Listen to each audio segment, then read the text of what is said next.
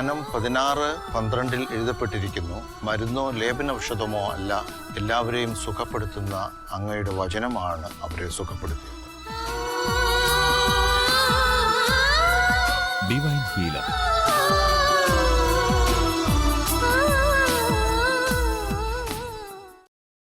ജർമ്മനിയിലും ഓസ്ട്രിയയിലുമായി ഏതാണ്ട് 20 വർഷക്കാലത്തോളം പഠനത്തിലും ഉപരിപഠനത്തിലുമായി ചെലവഴിച്ച് ജോലി ചെയ്ത ശേഷം 92-93 വർഷങ്ങളിൽ എറണാകുളത്തേക്ക് തിരിച്ചു വന്നത് ഇവിടെയുള്ള രോഗികളെ ചികിത്സിക്കുന്നതിന് വേണ്ടിയാണ്. ഇവിടുത്തെ ഓരോ പ്രശ്നങ്ങളിൽ ഞാൻ തകിടം മറിഞ്ഞപ്പോൾ എൻ്റെ മനസ്സിലുണ്ടായ ഒരേ സന്തോഷവും പ്രതീക്ഷയും ഇവിടുത്തെ രോഗികൾ നൽകുന്ന ആ നന്ദി സൂചകമായ വാക്കുകളും സ്നേഹവും, അവർ പ്രകടിപ്പിക്കുന്ന സ്നേഹവുമായിരുന്നു. അത്ഭുത മാതാവിൻ്റെ ആശുപത്രിയിൽ സേവനം ചെയ്യുവാനുള്ള അവസരം ലഭിച്ചു. നിരവധി നിരാലംബരായ സാമ്പത്തികമായി താഴേക്കിടയിലുള്ള രോഗികളെ ചികിത്സിക്കുവാനുള്ള അവസരം ലഭിച്ചു. അവരുടെ വേദനകളിൽ പങ്കുചേരുവാനുള്ള സാഹചര്യമുണ്ടായി. ഡിവൈൻ ഹീലർ പ്രോഗ്രാമിൻ്റെ ഇന്നത്തെ എപ്പിസോഡിൽ ഒരു കന്യാസ്ത്രീയുടെ ഹൃദ്രോഗ സംബന്ധമായ പ്രയാസങ്ങളെപ്പറ്റി, ആ കന്യാസ്ത്രീക്കുണ്ടായ അത്യപൂർവമായ ഒരു ഹൃദ്രോഗം എപ്രകാരം അവരെ മൃത്യുവിലേക്ക് വലിച്ചിഴച്ചു എന്നതിനെപ്പറ്റി നാം ഇവിടെ സംസാരിക്കുകയാണ്. ഞാൻ ലൂർദ് ആശുപത്രിയിൽ ചേർന്നിട്ട് 1, 2, 3 വർഷങ്ങളെ ആയിട്ടുള്ളൂ. ഒരു ദിവസം റൗണ്ട്സ് എടുത്തുകൊണ്ടിരിക്കുമ്പോൾ പെട്ടെന്നാണ് കാഷ്വാലിറ്റിയിൽ നിന്നും ഒരു കോൾ വന്നത്. ഡോക്ടർ ഉടനടി കാഷ്വാലിറ്റിയിൽ വളരെ സീരിയസ് ആയിട്ട് ഒരു സിസ്റ്റർ അവിടെ അഡ്മിറ്റഡ് ആയിട്ടുണ്ട്. ഞാൻ എൻ്റെ റൗണ്ട്സ് നിർത്തിയിട്ട് കാഷ്വാലിറ്റിയിലേക്ക് ഓടി. കാരണം ഹൃദ്രോഗം മറ്റ് രോഗങ്ങളുമായി താരതമ്യപ്പെടുത്തുമ്പോൾ ഏറ്റവും പെട്ടെന്ന് പരിശോധനയും ചികിത്സയും നടത്തേണ്ട ഒന്നാണ്. ചിലപ്പോൾ നിമിഷങ്ങൾ കൊണ്ട് നമുക്കൊരു രോഗി നഷ്ടപ്പെടാം. മറ്റ് പല രോഗങ്ങളുമായി താരതമ്യപ്പെടുത്തുമ്പോൾ ഒരു ഹൃദ്രോഗ വിദഗ്ധൻ്റെ നെഞ്ചു പിടയ്ക്കുന്നത് വളരെ ആസന്നമായ ഒരു രോഗത്തോടു കൂടി ഒരു രോഗി കാഷ്വാലിറ്റിയിലോ തീവ്ര പരിചരണ വിഭാഗത്തിലോ പ്രവേശിക്കപ്പെടുമ്പോൾ ഉടനടി എത്രയും പെട്ടെന്ന് സമയം വൈകാതെ പരിശോധനയും ചികിത്സയും നടത്തി രോഗിക്ക് ചികിത്സ ലഭിക്കുന്നുണ്ടോ എന്നുള്ളതാണ് ഹൃദ്രോഗ ചികിത്സയിലെ കാതലായ പ്രമാണം. ഞങ്ങളതിനെ ഡോർ ടു നീഡിൽ ടൈം എന്നൊക്കെ പറയാറുണ്ട്. ഹാർട്ട് അറ്റാക്ക് ഉണ്ടായി ഒരു വൈദ്യസഹായം തേടി ആശുപത്രിയിൽ എത്തിയാൽ ആ ആശുപത്രിയിൽ പ്രവേശിക്കപ്പെടുമ്പോൾ മുതൽ എപ്പോഴാണ് ആ രോഗിക്ക് മരുന്നുകൾ നൽകുവാനായി ഒരു കുത്തിവയ്പ്പ്, ഒരു നീഡിലിടുന്നത്, അതാണ് ഡോർ ടു നീഡിൽ ടൈം. അത് വളരെ പ്രധാനമാണ്. അതുകൊണ്ട് തന്നെ അത്തരത്തിലുള്ള ഹൃദ്രോഗമുള്ള രോഗികൾക്ക് അങ്ങേയറ്റം മരണം ആസന്നമായിരിക്കുന്നത് കൊണ്ട് കൃത്യമായ ചികിത്സാ പദ്ധതികൾ ഉടനടി സംവിധാനം ചെയ്യുകയാണെങ്കിൽ പലരുടെയും ജീവിതം നമുക്ക് രക്ഷിക്കുവാൻ സാധിക്കും. ഞാൻ ഓടി കാഷ്വാലിറ്റിയിൽ എത്തിയപ്പോൾ അവിടെ കന്യാസ്ത്രീമാരുടെ ഒരു സമുദ്രം തന്നെ കണ്ടു. അടുത്തുള്ള കോൺവെൻറ്റിൽ നിന്നും അത്യാസന്നമായ നിലയിൽ മധ്യവയസ്കയായ വിൽമ എന്ന സിസ്റ്ററെ കാഷ്വാലിറ്റിയിൽ കൊണ്ടുവന്നിരിക്കുകയാണ്. സിസ്റ്റർ ശ്വാസം കിട്ടാൻ വേണ്ടി അങ്ങേയറ്റം പ്രയാസപ്പെടുകയാണ്. സിസ്റ്ററുടെ ശരീരം ശുഷ്കിച്ച് ഉണങ്ങിപ്പോകുന്ന അവസ്ഥയിലേക്ക് മാറുന്നു. രക്തം വാർന്നു പോകുന്ന തരത്തിലുള്ള തൊലിയുടെ നിറഭേദങ്ങൾ. ശ്വാസം കിട്ടുവാനായി സിസ്റ്റർ ചാടിയേൽക്കുന്നു. മറ്റ് കന്യാസ്ത്രീകളെല്ലാം അടുത്ത് നിൽപ്പുണ്ട്. പെട്ടെന്ന് ഞാൻ ചെന്നു, പ്രഷർ നോക്കി. പ്രഷർ കുറഞ്ഞുകൊണ്ടിരിക്കുന്നു. സിസ്റ്ററുടെ മോണിറ്ററിൽ ഘടിപ്പിച്ചപ്പോൾ സിസ്റ്ററുടെ നെഞ്ചിടിപ്പ് അങ്ങേയറ്റം വേഗതയിലാണെന്ന് മനസ്സിലായി. സാധാരണ രീതിയിൽ 70 75 പ്രാവശ്യമൊക്കെ മിടിക്കേണ്ട ഹൃദയസ്പന്ദന വേഗത ഏതാണ്ട് 200 300 250 ഒക്കെ ഒരു മിനിറ്റിൽ അടിക്കുന്ന സാഹചര്യത്തിലേക്ക് വർദ്ധിച്ചു. ഞങ്ങളതിനെ വെൻട്രിക്കുലർ ടാഹികാർഡിയ എന്ന് പറയും. ഈ സാഹചര്യത്തിൽ ഉടനടി ചികിത്സ, അതായത് ഷോക്ക് കൊടുത്തില്ലെങ്കിൽ അത് എത്രയും താമസിയാതെ ആ വ്യക്തിയുടെ മരണമാവാൻ സംഭവിക്കുന്നത്. ഉടനടി ഞങ്ങൾ ഷോക്ക് കൊടുത്തു. ആ സിസ്റ്ററുടെ നെഞ്ചിടിപ്പ് ഏതാണ്ട് ക്രമീകരിക്കപ്പെട്ടു. സിസ്റ്ററിന് ശ്വാസോച്ഛ്വാസം സുഗമമായി മെച്ചപ്പെട്ടു. ശ്വാസം വലിക്കുവാൻ തുടങ്ങി. ബോധം തെളിഞ്ഞു.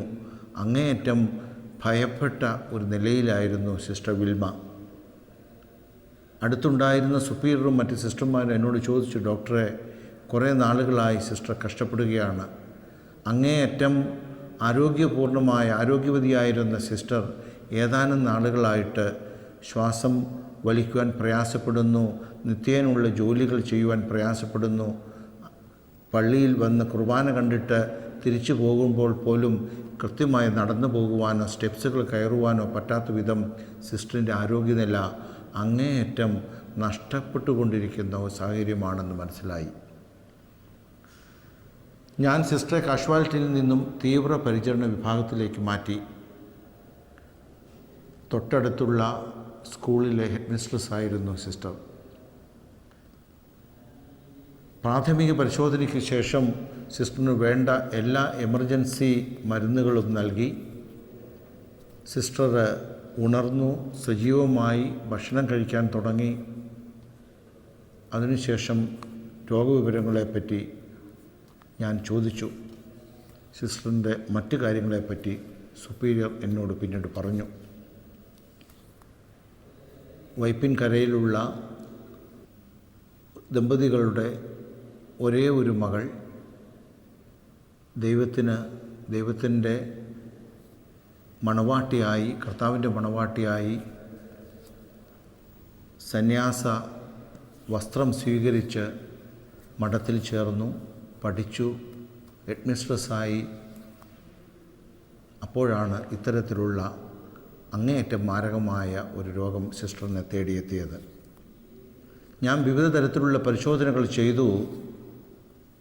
എക്കോ കാർഡിയോഗ്രാഫി, ECG പരിശോധന, മറ്റ് പലതരത്തിലുള്ള പ്രധാനപ്പെട്ട ഹൃദ്രോഗ ചികിത്സാ പരിശോധനകളെല്ലാം നടത്തി.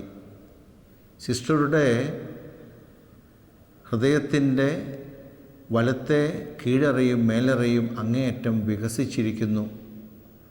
അവിടെ ഏതാണ്ട് 25 മില്ലിമീറ്റർ മെർക്കുറിയാണ് സാധാരണ പ്രഷറെങ്കിൽ സിസ്റ്ററിന് ഏതാണ്ടത് 100-ൽ കൂടുതലായിട്ട് പ്രഷറുള്ളതായിട്ട് കണ്ടു. പലതരത്തിലാണ് ഹൃദയത്തിൻ്റെ വലത്തുഭാഗത്ത് പ്രഷർ കൂടുന്നത്. ശ്വാസകോശങ്ങളിലെ ധമനികൾക്കുണ്ടാകുന്ന ഘടനാ വൈകല്യങ്ങൾ നിമിത്തം പ്രഷർ അധികരിച്ച് അത് ഹൃദയത്തിൻ്റെ വലത്തുഭാഗത്തേക്ക് പടരുകയാണ് പ്രഷർ. തന്മൂലം ആവശ്യാനുസരണം രക്തം പമ്പ് ചെയ്യുവാൻ പറ്റാതെ ഹൃദയത്തിൻ്റെ വലത്തുഭാഗങ്ങൾ പരാജയപ്പെടുകയാണ്, ഫെയിലിയറിലേക്ക് പോവുകയാണ്. വൈദ്യശാസ്ത്രത്തിൽ ഇതിന് ഒരു ഓമന പേരുണ്ട്, പ്രൈമറി പൾമണറി ഹൈപ്പർടെൻഷൻ. അത്യപൂർവമായി മാത്രം ഉണ്ടാകുന്ന ഒരു രോഗാവസ്ഥ. ഏതാണ്ട് 1,00,000 ആൾക്കാരിൽ 2-3 പേർക്ക് മാത്രം ഉണ്ടാകുന്ന അത്യപൂർവമായ ഈ രോഗാവസ്ഥയ്ക്ക് അജ്ഞാത കാരണങ്ങളാണുള്ളത്. പലതരത്തിലും പൾമണറി ഹൈപ്പർടെൻഷൻ, അതായത് ശ്വാസകോശ ധമനികളിൽ നാനാവിധത്തിലുള്ള ഘടനാപരമായ വ്യതിയാനങ്ങൾ മുഖാന്തരം പ്രഷർ കൂടുന്ന അവസ്ഥകളുണ്ട്. ഹൃദയ വാൽവുകൾക്ക് അപചയം സംഭവിക്കുമ്പോൾ റൊമാറ്റിക് ഫീവർ മുഖാന്തരം ഹൃദയ വാൽവുകൾ ശുഷ്കിച്ച് ചുരുങ്ങി വികസിക്കാതെ മൈറ്റൽ സ്റ്റെനോസിസ് എന്നൊക്കെ പറയുന്ന രോഗാവസ്ഥകൾ ഉണ്ടാകുമ്പോൾ രക്തം പിൻദിശകളിലേക്ക് തിരിഞ്ഞു ഒഴുകുകയാണ്. മുന്നോട്ടുള്ള ആ ഗതിക്ക് വിഘ്നം വരുമ്പോൾ പിൻദിശകളിലേക്ക് രക്തം തിരിഞ്ഞൊഴുകുന്നു. പിൻദിശകളിൽ രക്തത്തിൻ്റെ പ്രഷർ കൂടി ശ്വാസകോശങ്ങളിൽ അതിൻ്റെ ആ പ്രഷർ കൂടുമ്പോഴാണ് രോഗിക്ക് ദുസ്സഹമായ ശ്വാസം തടസ്സമുണ്ടാകുന്നത്. നാനാതരത്തിലുള്ള വാൽവുകളുടെ അപചയം, മറ്റ് രക്തത്തിലുണ്ടാകുന്ന ഘടനാപരമായ വ്യതിയാനങ്ങൾ, തുടരെ ഉണ്ടാകുന്ന പൾമണറി എംബോളിസം എന്നൊക്കെ പറയുന്ന രോഗാവസ്ഥകൾ, ഇതൊക്കെ മുഖാന്തരം പൾമണറി ഹൈപ്പർടെൻഷൻ ഉണ്ടാകാമെങ്കിലും ഈ സിസ്റ്റർക്കുണ്ടായ രോഗാവസ്ഥ അത്യപൂർവമായ പ്രൈമറി പൾമണറി ഹൈപ്പർടെൻഷൻ ആണെന്ന് ഞാൻ രോഗനിർണയം ചെയ്തു. കാരണം മറ്റൊരു തരത്തിലും ഈ പ്രഷർ ശ്വാസകോശ ധമനികളിൽ കൂടുന്നതിന് കാരണമാകുന്നില്ല. അത്യപൂർവമായ ഈ രോഗാവസ്ഥ ഉണ്ടാകുന്നവർക്ക് സാധാരണ സ്ത്രീകളിലാണ് ഇത് കൂടുതലായിട്ടുണ്ടാകുന്നത്. സ്ത്രീകൾക്ക് ഞങ്ങൾ വിവാഹത്തിന് മുമ്പ് ഇത്തരം രോഗനിർണയം ചെയ്യുകയാണെങ്കിൽ വിവാഹം ജീവിതം വരെ ഞങ്ങൾ പ്രോത്സാഹിപ്പിക്കാറില്ല. ഗർഭധാരണം പ്രോത്സാഹിപ്പിക്കാറില്ല. കാരണം ഒരു കുട്ടിയെ ഗർഭം ധരിച്ച് പ്രസവിക്കുമ്പോൾ മാതാവിനുണ്ടാകുന്ന മരണസാധ്യത അങ്ങേയറ്റമുള്ളതുകൊണ്ട് പ്രൈമറി പൾമണറി ഹൈപ്പർടെൻഷനുള്ള സ്ത്രീകൾക്ക് ഗർഭധാരണം പോലും ഞങ്ങൾ മുടക്കാറാണ് വൈദ്യശാസ്ത്രം ചെയ്യുന്നത്. കാരണം അത് താങ്ങാനുള്ള കെൽപ്പ് അവരുടെ ശരീരത്തിനുണ്ടാവില്ല. ഇത്തരത്തിലുള്ള അങ്ങേയറ്റം മാരകമായ ഒരു രോഗം ബാധിച്ച ഈ സിസ്റ്റർ വാസ്തവത്തിൽ എപ്രകാരം തുടർന്നുള്ള തൻ്റെ ജീവിതത്തെ അഭിമുഖീകരിക്കും എന്നതിനെപ്പറ്റി ഞാൻ ഓർക്കുകയുണ്ടായി.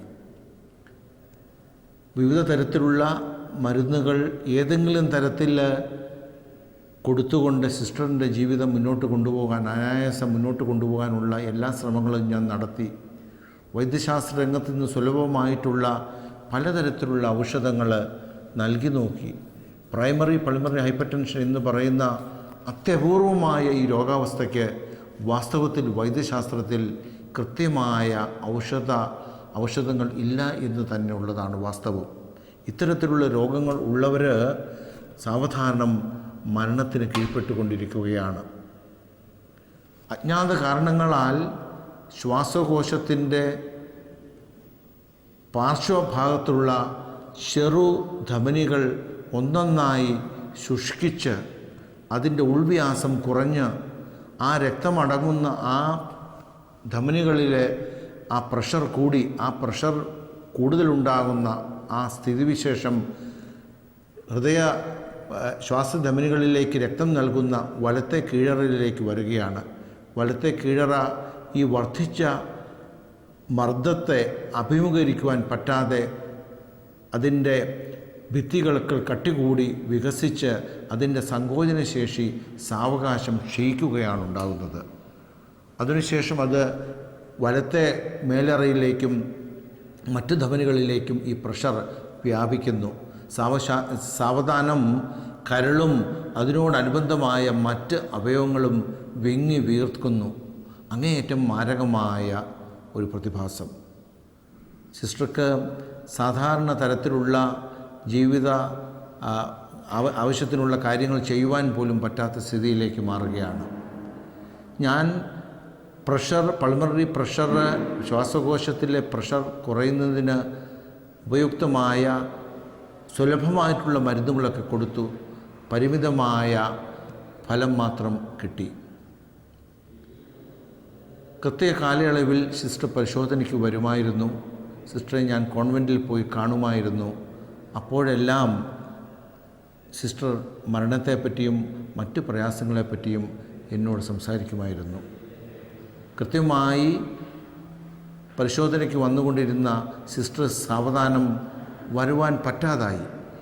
സ്കൂളിലെ ഹെഡ്മിസ്ട്രസിൻ്റെ ജോലി അവർ നിർത്തി, പഠിപ്പിക്കുവാൻ പറ്റാതായി.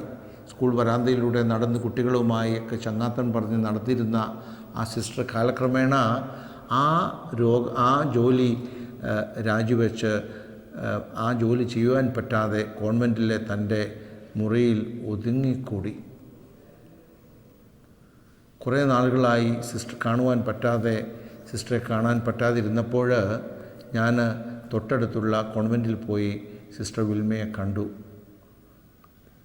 സിസ്റ്റർ വിൽമയുടെ അടുത്ത് ഞാൻ ഇരുന്നു. ആ കരം ഗ്രഹിച്ചുകൊണ്ട് സിസ്റ്ററോട് ചോദിച്ചു, എങ്ങനെയുണ്ട് സിസ്റ്റർ? കുറവുണ്ടോ? പ്രയാസങ്ങൾ എങ്ങനെയുണ്ട്? അപ്പോൾ പതിവിലും വിപരീതമായി സിസ്റ്ററിൻ്റെ മുഖം അങ്ങേയറ്റം സന്തോഷപ്രദമായി ഞാൻ കണ്ടു. സിസ്റ്ററിന് കിട്ടിയിരിക്കുന്ന ഈ പ്രത്യേക വേദനയുടെ എന്ന വ്യാപ്തിയെ എപ്രകാരം സിസ്റ്റർ സ്വീകരിക്കുന്നു. സിസ്റ്റർ ഇന്നോ നാളെയോ മരണപ്പെടും എന്ന ഒരു സ്ഥിതിയിലെത്തിയിട്ടും നടന്ന് നീങ്ങി ആഹാരം കഴിക്കുവാൻ പറ്റില്ല, ശക്തമായ ശ്വാസം മുട്ടൽ, എപ്പോഴും തളർന്നു വീഴുവാൻ പോകുന്ന തളർച്ച, ഒന്നും കഴിക്കുവാനുള്ള വിശപ്പില്ല, അങ്ങനെ ശുഷ്കിച്ചുടങ്ങി മനുഷ്യ ശരീരം അങ്ങേയറ്റം രോഗാതുരമായ മരണത്തിലേക്ക് വലിച്ചിഴക്കപ്പെടുന്ന ആ പ്രത്യേക അവസ്ഥയിൽ സിസ്റ്റർ മരണത്തെ നേരിട്ട് കാണുന്നു. മരണഭീതി ഉണ്ടാക്കുന്ന സിസ്റ്ററിൻ്റെ മുഖത്ത് അങ്ങേയറ്റം സന്തോഷം ഞാൻ കണ്ടു. സിസ്റ്ററിനോട് പറഞ്ഞു, ഡോക്ടർ, ക്രിസ്തു കുരിശിൽ കിടന്ന് മരിച്ചുമ്പോൾ അങ്ങേയറ്റം വേദനയോടുകൂടി മരണത്തെ അഭിമുഖീകരിച്ച് കിടക്കുമ്പോഴും വിജയശ്രീലാളിതനായ ഒരു മനോഭാവമാണ്, ഒരു മുഖ മനോഭാവമാണ് ക്രിസ്തുവിനുണ്ടായിരുന്നത്. എൻ്റെ മനസ്സിൽ ഇപ്പോഴതാണ് തോന്നുന്നത്. എനിക്ക് ഒത്തിരി നന്മകൾ തന്നു. 40 വർഷങ്ങൾ എനിക്ക് ജീവിക്കുവാൻ ക്രിസ്തു തന്നു. 40 വർഷങ്ങൾക്ക് ശേഷം എന്നെ ക്രിസ്തു കൊണ്ടുപോവുകയാണ്. അങ്ങേയറ്റം സന്തോഷത്തോടെ ഇത്ര നാളുകൾ എനിക്ക് തന്ന ആ ക്രിസ്തുവിന് നന്ദി പറഞ്ഞുകൊണ്ട്, ദൈവത്തിന് നന്ദി പറഞ്ഞുകൊണ്ട് ഞാൻ ഈ മരണത്തെ സന്തോഷപൂർവ്വം നേരിടുകയാണ്. സിസ്റ്ററിൻ്റെ മുഖത്ത് ഞാൻ അങ്ങേയറ്റം സന്തോഷവും ചാരിതാർത്ഥ്യവും ജീവിതം നിറഞ്ഞ് നിൽക്കുന്ന ഒരവസ്ഥയും ഞാൻ കണ്ടു. ജീവിതത്തിലെല്ലാം അനുഭവിച്ച് അങ്ങേയറ്റം സന്തോഷത്തോടെ ഈ ലോകത്തോട് വിട പറയുവാൻ ഒരുങ്ങി നിൽക്കുന്ന, അങ്ങേയറ്റം സന്തോഷത്തോടെ ഈ ലോകത്തിൽ നിന്ന് ദൈവത്തിൻ്റെ സന്നിധിയിലേക്ക് പോകുവാൻ ഒരുങ്ങി നിൽക്കുന്ന ഒരു സിസ്റ്ററിൻ്റെ മനോഭാവം ഞാൻ കണ്ടു. ഞാൻ അത്ഭുതപ്പെട്ടു പോയി. വേദനയെ എപ്രകാരം സ്വാംശീകരിച്ചെടുത്ത് നന്മയും തിന്മയും തമ്മിലുള്ള ആ വ്യാപ്തിയ വ്യതിയാനങ്ങളുടെ ആ മാനദണ്ഡങ്ങളുടെ വ്യത്യാസം മനസ്സിലാക്കി എപ്രകാരം ജീവിതത്തെ നേരിടാം എന്ന് ജീവിത പരിചയത്തിലൂടെ മനസ്സിലാക്കിയ ആ സിസ്റ്ററുടെ മനസ്സ് ഞാൻ കണ്ടപ്പോൾ ഞാൻ അങ്ങേയറ്റം സന്തോഷപ്പെട്ടു. വൈദ്യശാസ്ത്രത്തിൻ്റെ ചികിത്സയ്ക്ക് അപ്രാപ്യമായ ഈ രോഗം, എത്രയെത്ര രോഗങ്ങളുണ്ട്, അതിൻ്റെ കാരണങ്ങൾ കണ്ടുപിടിക്കപ്പെടാതെ ചികിത്സാരീതി ഇല്ലാതെ മരണത്തിലേക്ക് മാത്രം വലിച്ചിഴക്കപ്പെടുന്ന രോഗാതുരതയുടെ അങ്ങേയറ്റം മൂർത്തിപത്മാവുമായ എത്രയധികം രോഗങ്ങൾ ഇന്നുണ്ട്. സിസ്റ്റർ പറഞ്ഞു, ദൈവത്തിൻ്റെ നിശ്ചയം എനിക്ക് സന്തോഷം തരുന്നു. ദൈവത്തിൻ്റെ തീരുമാനം അതാണെങ്കിൽ ഞാനത് പൂർണ്ണ മനസ്സോടെ അതിനെ എടുക്കുകയാണ്. പരിശുദ്ധ ബെനഡിക്ട് 16 മാർപ്പാപ്പ രോഗി മനോഭാവത്തിൻ്റെ, ഡോക്ടറുടെ കടമകളെപ്പറ്റിയും രോഗി ശുശ്രൂഷയുടെ അടിസ്ഥാനപരമായ കാര്യങ്ങളെപ്പറ്റിയും പറയുന്ന അവസരങ്ങളിൽ പറഞ്ഞിട്ടുണ്ട്. ഒരു ഡോക്ടർക്ക് രോഗിയുടെ അസുഖങ്ങൾ എന്തെന്നറിഞ്ഞ് പൂർണ്ണ രോഗമുക്തി നൽകുവാൻ എപ്പോഴും സാധിച്ചില്ലെങ്കിലും രോഗിക്ക് ആശ്വാസം നൽകുവാനുള്ള സത്വര നടപടികൾ ക്രിയാത്മകമായി ദൈവത്തിൻ്റെ നാമത്തിൽ സ്വീകരിക്കുവാൻ ഡോക്ടർ ഉദ്യമിക്കണം. ഒരു രോഗിയാണെങ്കിൽ രോഗത്തിൻ്റെ തീവ്രത എത്രയധികം ഉണ്ടെങ്കിലും അത് ദൈവത്തിൻ്റെ ഒരു തീരുമാനമായി, ദൈവത്തിൻ്റെ ഒരു പ്ലാൻ ആയി കണ്ടുകൊണ്ട് അതിനെ പോസിറ്റീവായിട്ട് ആ രോഗത്തെ കണ്ടുകൊണ്ട് ആ രോഗവുമായിട്ട് ഒത്തുചേർന്ന് തുടർന്നുള്ള ജീവിതം നയിക്കുവാൻ, സന്തോഷപ്രദമായി ജീവിക്കുവാൻ സാധിക്കണം. ഇവിടെയാണ് സജീവമായ ദൈവ സാന്നിധ്യം നാം അനുഭവപ്പെടുന്നത്. രോഗമുണ്ടാകുമ്പോൾ ദൈവത്തെയോ മറ്റ് സാഹചര്യങ്ങളെയോ ഡോക്ടർമാരെയോ ആശുപത്രിയോ മറ്റ് കാര്യങ്ങളെയും ശപിക്കാതെ, ഈ രോഗം എനിക്ക് വന്നു പെട്ടത് ദൈവത്തിൻ്റെ ഒരു പ്ലാൻ ആണ് എന്ന് കരുതി പോസിറ്റീവായി ആ രോഗത്തെ അങ്ങേയറ്റം നല്ല രീതിയിൽ കൈകാര്യം ചെയ്ത് നല്ലൊരു മരണത്തിനായി നാം നമ്മുടെ ശിഷ്ടജീവിതം നയിക്കുന്ന ഒരു പ്രത്യേക സമുന്നത മനസ്ഥിതി വളർത്തിയെടുക്കുവാൻ ശ്രമിക്കണം. ഇവിടെയാണ് ദൈവത്തിൻ്റെ സജീവ സാന്നിധ്യം നാം അനുഭവപ്പെടുന്നത്. സാധാരണ നാം അളക്കുന്ന പ്രഷർ നമ്മുടെ കൈത്തണ്ടയിൽ മർദ്ദമാപിനി വെച്ച് നാം അളക്കുന്ന പ്രഷർ ഹൃദയത്തിൽ നിന്നും പുറത്തേക്ക് വരുന്ന മഹാധമനിയുടെ ശാഖകളിൽ ഉണ്ടാകുന്ന പ്രഷർ നാം പുറത്തളക്കുകയാണ്. രണ്ട് തരത്തിലുള്ള പ്രഷർ വ്യവസ്ഥകളാണ് നമ്മുടെ ശരീരത്തിലുള്ളത്. ഒന്ന്, നാം സാധാരണ പുറത്ത് കയ്യിൽ അളക്കുന്ന മർദ്ദവും രക്തസമ്മർദ്ദവും, ശ്വാസകോശ ധമനികളിലെ രക്തസമ്മർദ്ദവും. ശ്വാസകോശ ധമനികളിലെ രക്തസമ്മർദ്ദം അളക്കുവാൻ നമുക്കെപ്പോഴും പുറത്തുള്ള കാര്യങ്ങൾ, പരിശോധനോപാധികൾ വെച്ച് എപ്പോഴും സാധിച്ചെന്ന് വരില്ല. ഇടത്തെ കീഴറയിൽ നിന്നും ഊക്കോടെ പുറത്തേക്കൊഴുകുന്ന മഹാധമനിയിലൂടെ ഒഴുകുന്ന രക്തത്തിൻ്റെ അളവ് ആ ധമനിയുടെ ഭിത്തികളിൽ ഏൽപ്പിക്കുന്ന മർദ്ദമാണ് സാധാരണ നാം അളക്കുന്ന ബ്ലഡ് പ്രഷർ അഥവാ ഈ ഹൈപ്പർ ടെൻഷൻ പ്രഷർ എന്നൊക്കെ പറയുന്നത്. ഈ രോഗിയുടെ കാര്യത്തിൽ ഉള്ളിൽ ശ്വാസകോശ ധമനികളിൽ പല കാരണങ്ങളാൽ, ഞാൻ നേരത്തെ സൂചിപ്പിച്ച അജ്ഞാത കാരണങ്ങളാൽ, പല സമയങ്ങളിൽ ഉണ്ടാകുന്ന ചെറിയ ചെറിയ രക്തക്കെട്ടുകൾ വന്ന് ധമനികളെ അടച്ച് അതിൻ്റെ ഉൾവ്യാസം കുറച്ച് അപ്പോൾ കൂടുന്ന പ്രഷർ, മറ്റ് പലതരത്തിലുള്ള രക്തത്തിൻ്റെ ഘടനാ വൈകല്യങ്ങൾ കൊണ്ട് ഉണ്ടാകുന്ന പ്രഷർ, ഇത്തരത്തിലുള്ള ശ്വാസകോശ ധമനികളിൽ വർദ്ധിച്ചു വരുന്ന മർദ്ദത്തിൻ്റെ അളവ് ചികിത്സയ്ക്ക് കൊണ്ട് പിടിയിലൊതുക്കുവാൻ അത്ര എളുപ്പമുള്ള കാര്യമല്ല.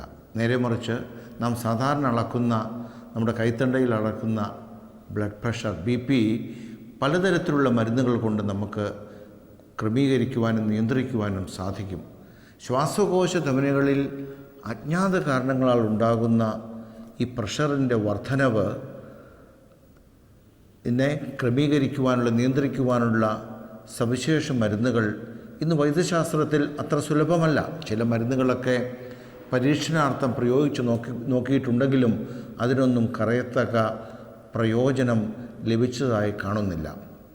അപ്പോൾ ശ്വാസകോശ ധമനികളിൽ അജ്ഞാത കാരണങ്ങളാൽ ഉണ്ടാകുന്ന പ്രൈമറി പൾമണറി ഹൈപ്പർ ടെൻഷൻ എന്ന രോഗം അത്യപൂർവമാണെങ്കിലും ഇതുള്ളവർക്ക് പലതരത്തിലുള്ള നിബന്ധനകൾ ഞങ്ങൾ പറയാറുണ്ട്.